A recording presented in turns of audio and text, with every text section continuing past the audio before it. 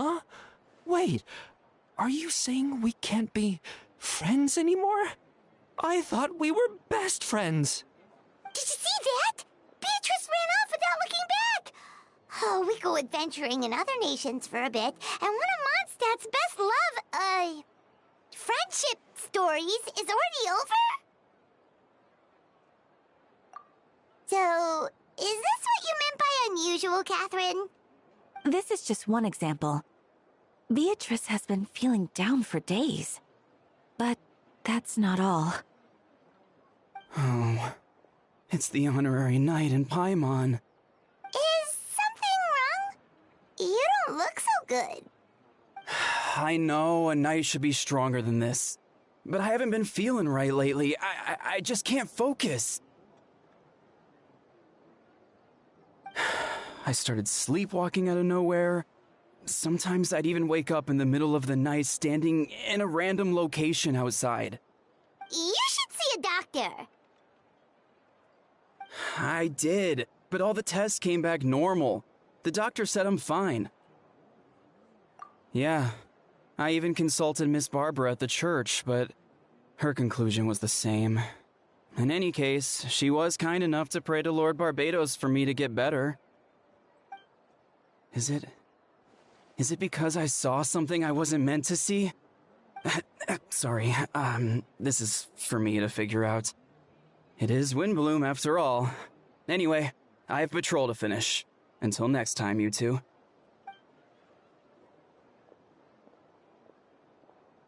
Huh. Is it something in the air, maybe? It appears Miss Donna is also out of sorts. Oh, where can I find a truly fascinating man? Wait, but Donna is the one who has a huge crush on Diluc, right? That's what I thought too.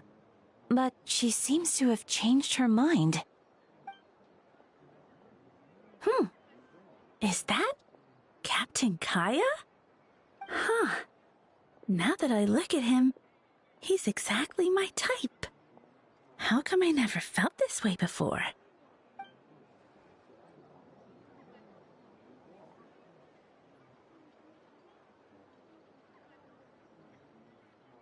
Oh, no.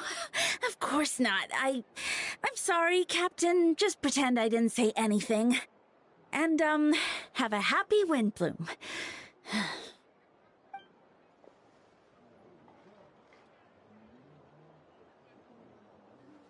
Good question, Kaya. So, you knew about that?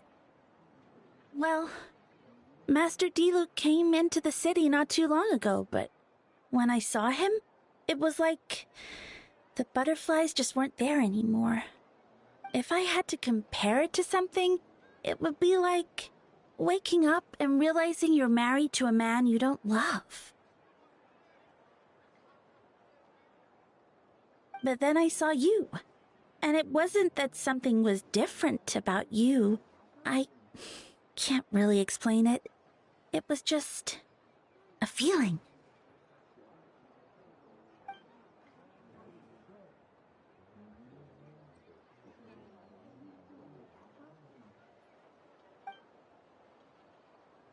Oh, here he comes.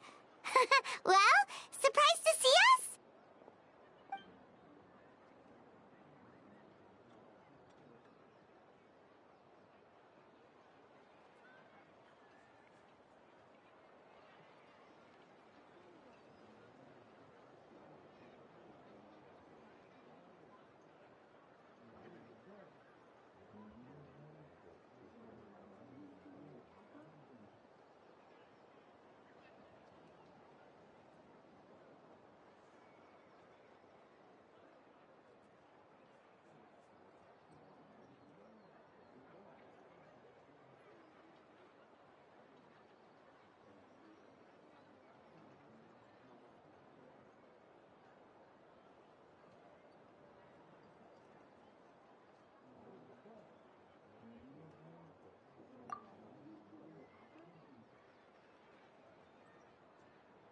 Not at all. Have fun, you three. So, you said you were looking for us.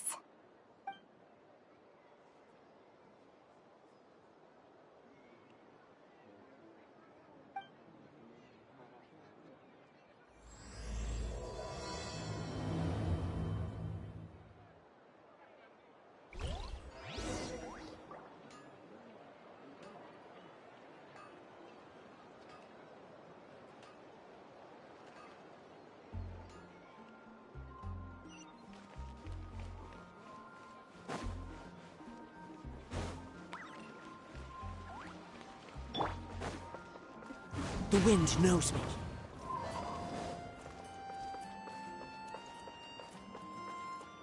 Tch.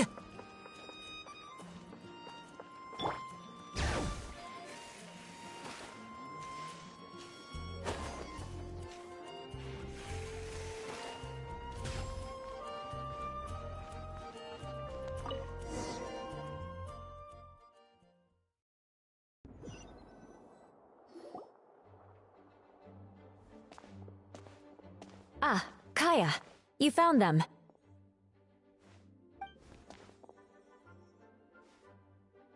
Good. With what's about to happen, it's great to have you in town. Whoa! Headquarters are packed! What's going on? Honorary Knight Paimon. Oh, it's an honor to meet you. I believe introductions are in order?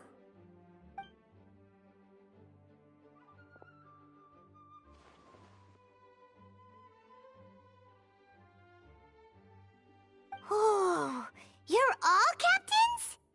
That's right. Master Jean is waiting for you inside. She'll explain everything. Jean!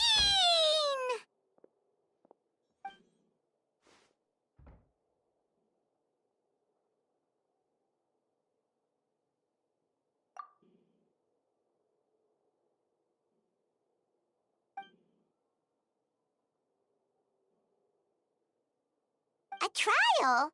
But this is Mondstadt, not Fontaine!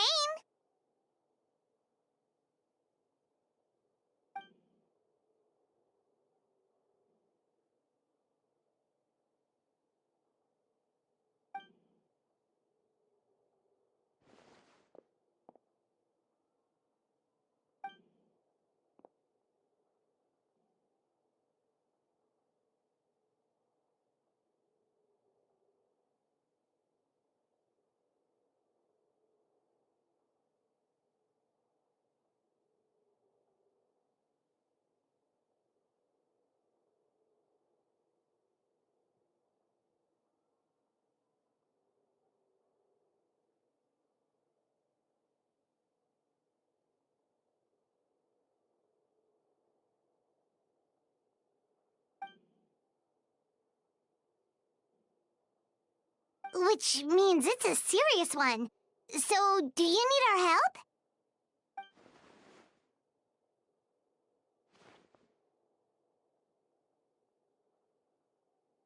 Right! He's the captain of the investigation team! But we didn't see him out there!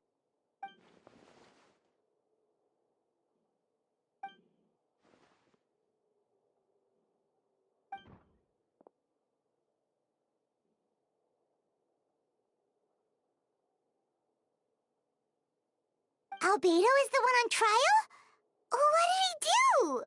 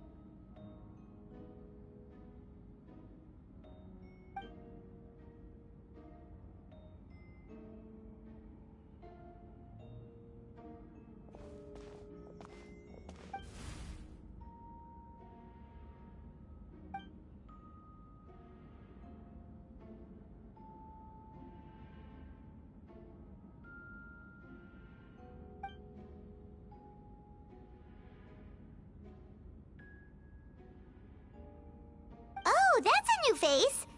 Deacon of the church. Does that mean he works with Barba and Rosaria?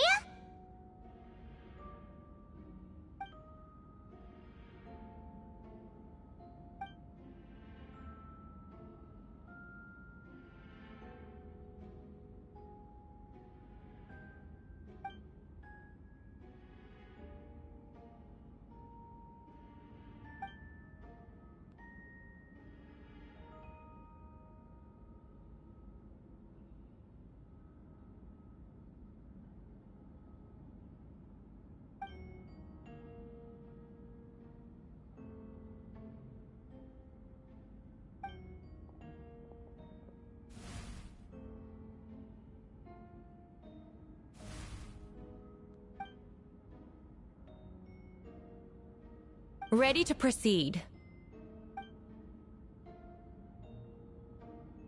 Prior to this trial, the Knights of Favonius, in conjunction with the Church, launched an investigation into Mr. Albedo for suspected murder and unlawful disposal of human remains. Murder? A witness stated that, 11 days ago, in the middle of the night, she saw the defendant southeast of the city gates, dragging a large object she later identified as a human body.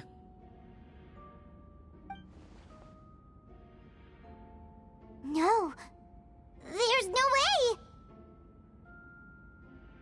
We now call that witness to the stand. Beatrice, please tell us what you saw.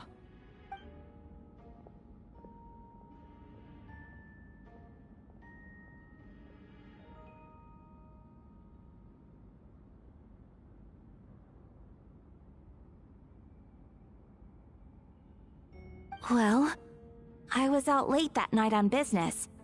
And when I came back, I saw someone in the moonlight that looked like Mr. Albedo. He was dragging a huge bag of some kind. I thought it was strange, so I followed him. Then, there was a sudden flash of golden light. The bag opened, and inside there was a body!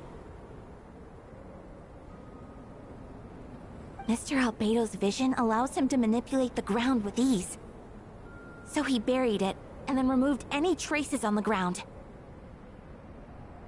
Before he left, it seemed like he looked in my direction. Maybe it was just my imagination, but I was terrified thinking he might kill me too. Luckily, he didn't see me.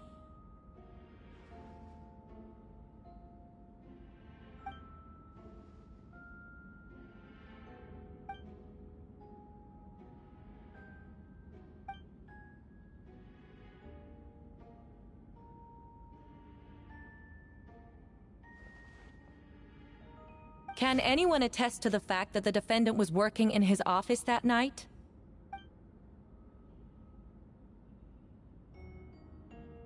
Then the length of the report is not a sufficient alibi.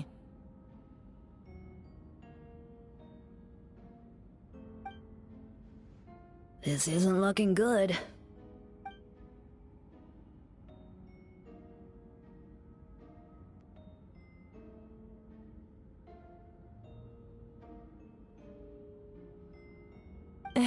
Not yet.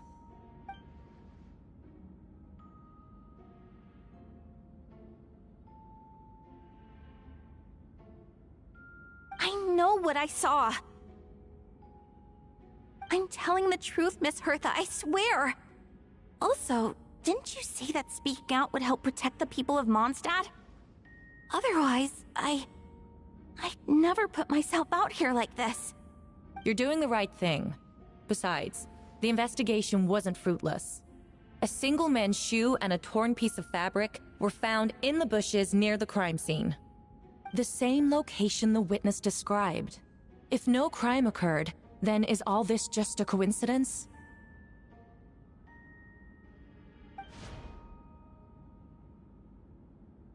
It's true. No one has been reported missing. However, Miss Beatrice harbors no ill will toward the defendant. Her testimony clearly points to a crime, and she has no reason to lie.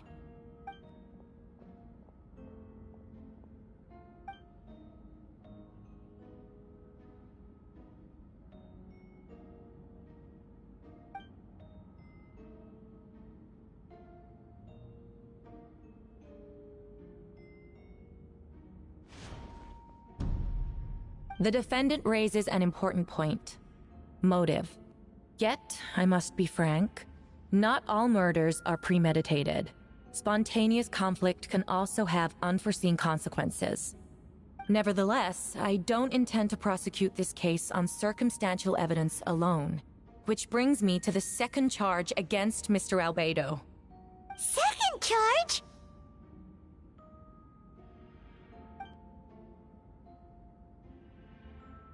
"7 days ago, at dawn, a witness saw the defendant dispose of the body of an adult male in the area between Dragonspine and Dawn Winery. I now call the second witness to the stand."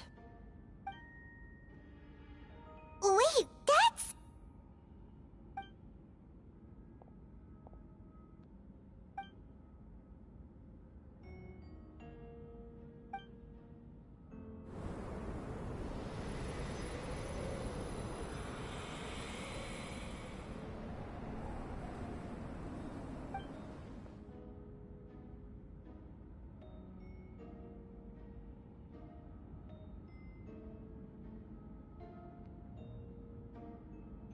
We now have accounts from 2 separate witnesses that describe the same modus operandi. Would you call that a coincidence?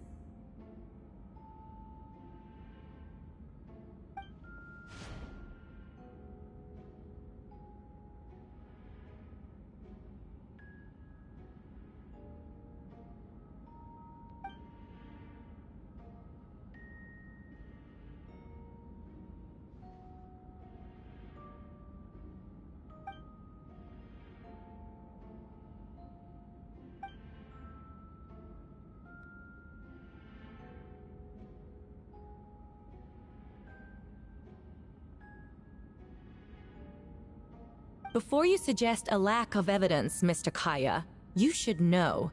After the defendant left that morning, the witness found this where the body was buried.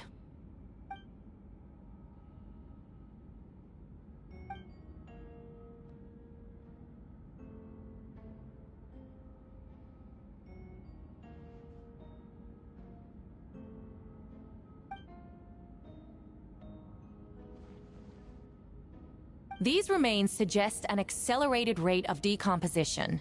Considering the defendant's profession, there's reason to suspect that alchemy is at play here. Both witnesses saw golden light, a known byproduct of alchemy. That's how the defendant destroyed the bodies.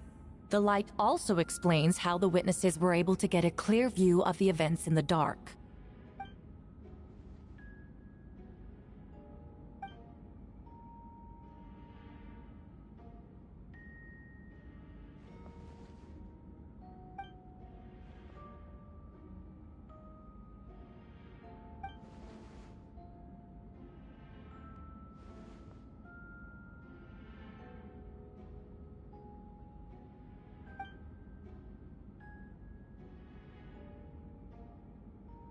You're certain Mr. Albedo was present the whole time?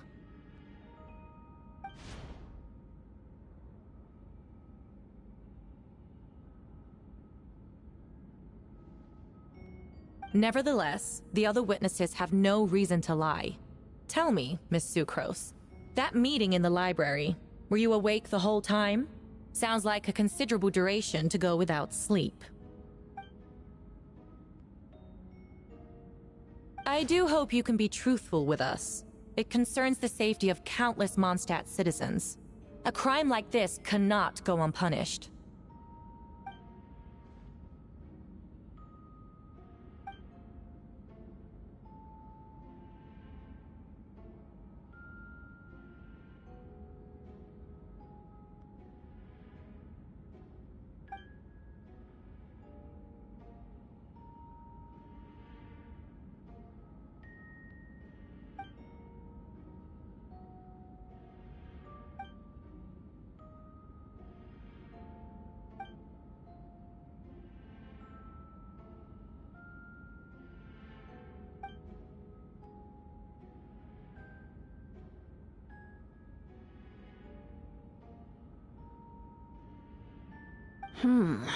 No conclusive evidence of guilt. But the witness accounts do match to an extent that can't be dismissed. This is a tricky one. Allow me to submit another piece of evidence. The investigators intercepted one of Mr. Albedo's correspondences. I will now read the pertinent parts to the court.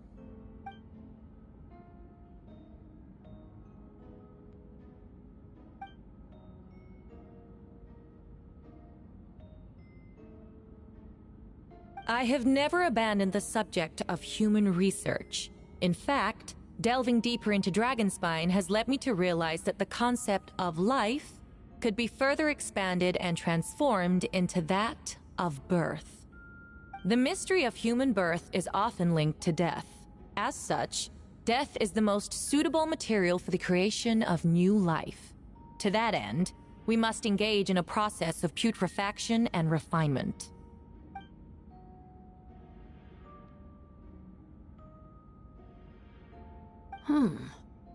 Is that in reference to an alchemical process? The letter continues. Experimental trials have been carried out in the northwestern part of Dragonspine, in the area southeast of Mondstadt's main gate. The data is as expected. Just as you endeavored to do, I too shall take up the path of creation, and break through current limitations to reach a new realm of living beings.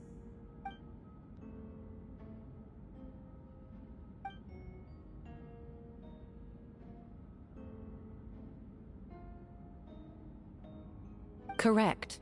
Not to mention, the locations indicated in the letter match both crime scenes. What more can we trust than the defendant's own words? No, it can't be true!